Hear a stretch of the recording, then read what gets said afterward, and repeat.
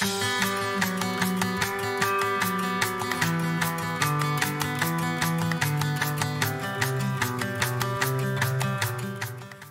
morning, River of Life.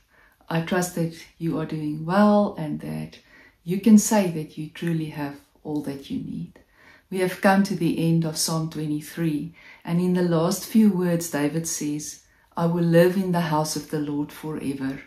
On Sunday, we spoke a little bit about what it means to be in the house of the Lord forever. And I just want to remind you that through the Holy Spirit, the Lord abides within us, and He lives among us, and He really wants to be with us.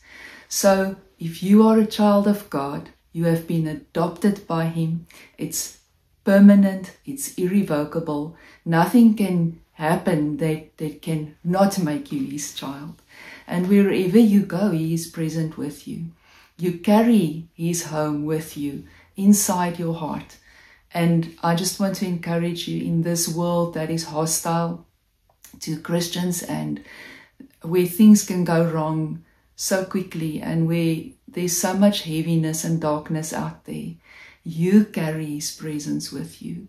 Wherever you go, no matter where you are, at work, at school, in the mall, somewhere, in every situation that you find yourself, you can just move back into the house of the Lord. When you call on His name, He's there. He's present with you. When you gather with your friends in Christ, He's there with you. And let's be very, very sensitive to His presence in this week. Let's be able to discern His presence, to know that He is with us. And I trust that the Lord will reveal Himself to you in a way that you have not known and in a way that you do not think is possible. May He bless you in this week. Let's pray.